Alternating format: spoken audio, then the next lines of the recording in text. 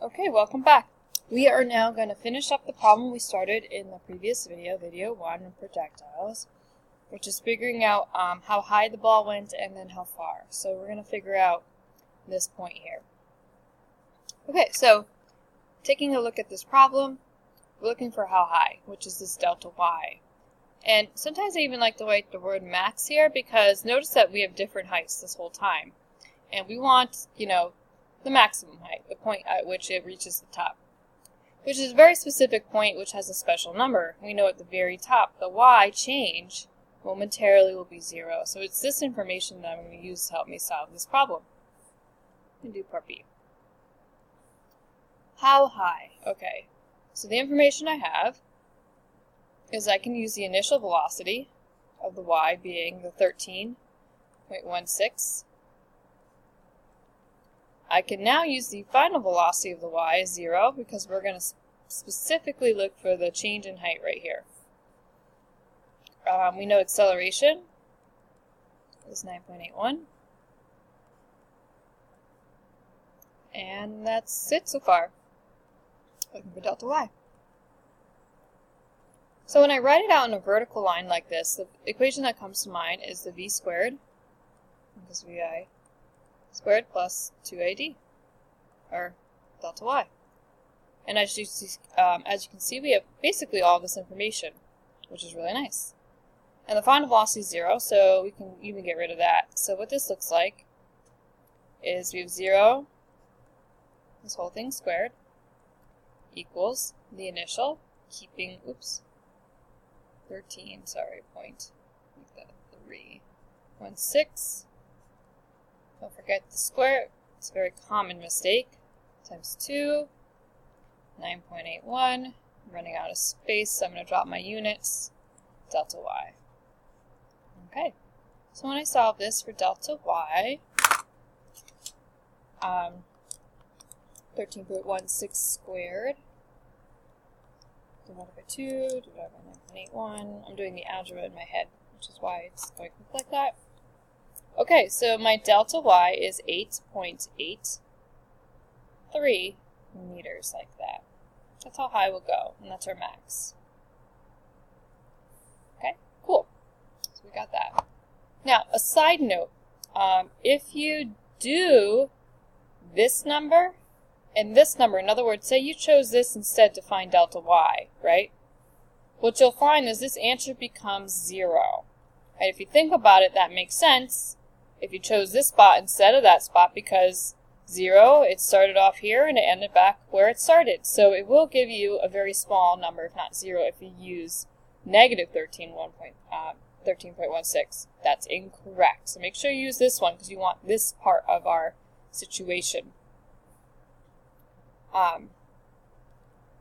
Another way you can solve this is you can actually use half the time. You could use time equals 1/2. And 2.68 divided by 2. Why am I using half the time for this? Because we're looking specifically how long it takes to get here. So that's another way you can solve this problem. So as always, there's multiple ways. This is just one. Alright, let's finish up this problem. Let's do part C. How far did the ball go? So we're looking for the range, or delta x. Now remember, the only equation we can use is Vx equals x over t. We're restricted to horizontal motion being constant. And if you notice, quite technically we can solve this because we have Vx, which is what we solved right here. And then we have the total time, which is right here. Now we want the total time because we want the time it takes to go from here to here, which is actually that time. Cool beans. So this means that our velocity in the x is this. Very common error that people make is using the wrong velocity here. Remember, we're not using 18, we're not using 13, we're using 12 because that's the x component. So just a warning with that. Meters. Put that back in there. Divided by our total time, 2.68.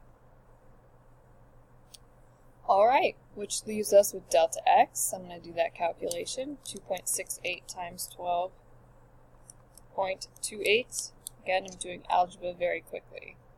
Get to the good stuff, right? 32.91 meters. And there we have it. That's our total distance. Total time. Let's highlight these because we can. So we needed the maximum height, total time, and distance. There we go. That's our 3 parts of this problem. Let's try the next one. Okay. This one is basically an extension of what we just did here, except we're going to actually use this same idea, the same setup right here, but put it on a cliff. And that's exactly what's shown right here. So there's a lot of things we got to figure out. More or less, we're just figuring out all the things, you know, like how long does it take to get to the ground, the x, we need to figure out the horizontal and vertical components, which actually I'm going to do first. So that's the first thing I'm going to do, number 1. Magnitude of velocity at which it strikes the ground. So this might be a 2D type of problem. But let's start off with the first part. And what I'm going to do is just make this a little bigger. So we have this case where it does this, right? More or less. And because I can make straight lines, I will. Alright, yes.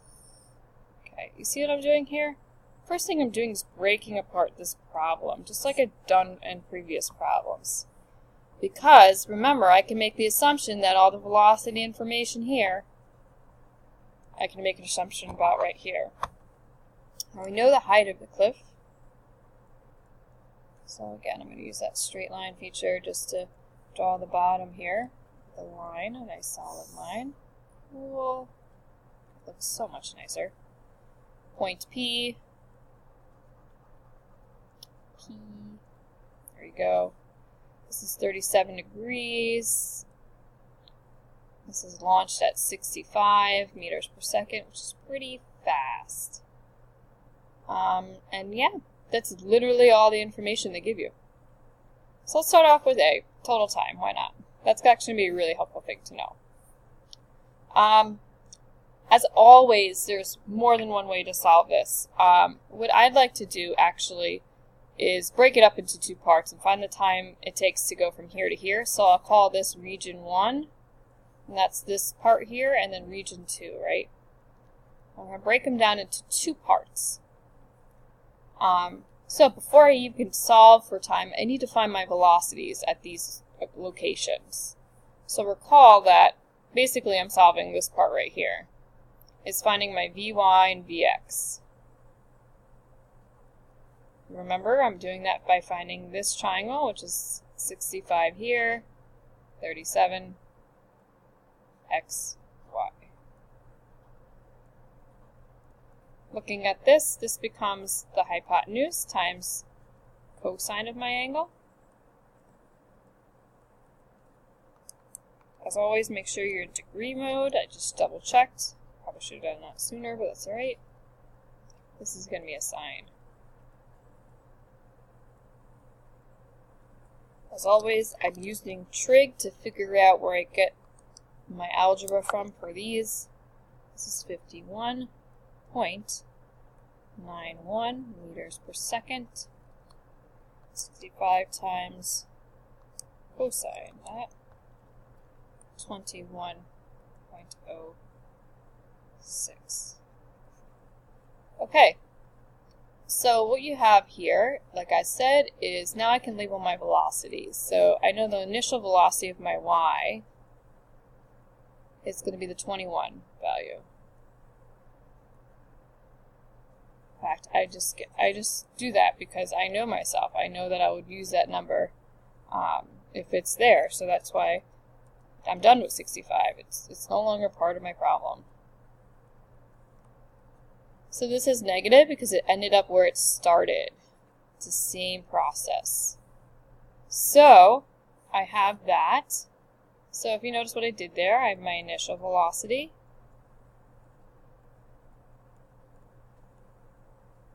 I have my final velocity. So same logic from the previous problem. And remember, for all of these, I have this number, which means this one is the fastest way to solve this.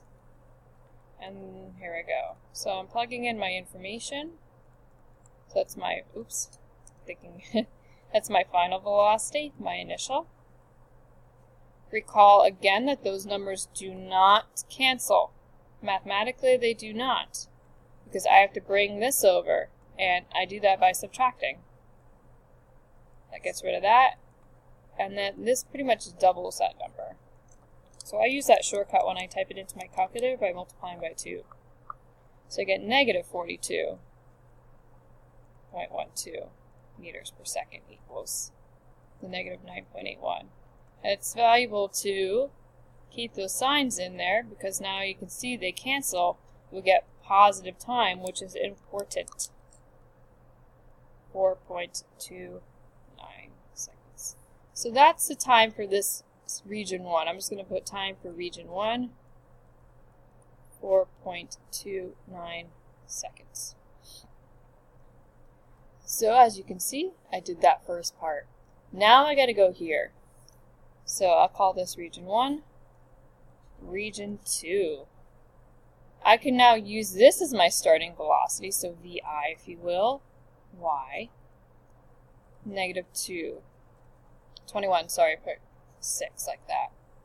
Here's my acceleration, negative 9.81. Now I have a delta x, or in this case, let's use y because it's vertical. And it's negative because it's going down. And I'm looking for t. So, I would stem away actually, although you can use this equation. You have to solve the quadratic because you have t squared here and t regular here, which is actually fine but more difficult. So actually what I'm going to do, because I like to avoid the quadratic personally, although this is, I'm actually going to solve for Vy at the bottom because we're going to need part of that anyway. And then I'm going to use, so I'm going to find the Vy on bottom by using this.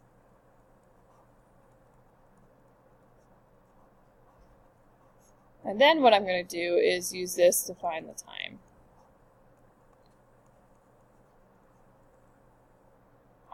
Again, this is my personal preference. You can do this all in one step here. You really can. But it's time consuming. It's just about the same amount of time. Either way I do that. So with 2 minutes, let's see if I can do this real quick. So final velocity squared equals my initial velocity, which is the 21. Now keep in mind I'm doing all this in the y because the x is constant, so doing any of these will not be very helpful. Sorry, I ran out of room, 125. There you go. So that makes that number positive. So I'm going to square that, plus 2 times 9.81 times 125. Square root the answer. Perfect. Sorry I'm squishing this, but I get this answer. 53.81 meters per second. And then really quickly before my time is up, I'm going to use negative because it's going down. I'm going to use the second step, which is this one right here, to solve for my time. There we go. Let's solve for time. Oh boy! Negative 53.81 plus 21.06 divided by 9.81. I get 3.33 seconds. So the total time is the addition of the two. 4.29, I'm running out of time, seconds, plus 3.33. We get, 3.33 plus 4.29, 7.62 seconds. And that's our total time.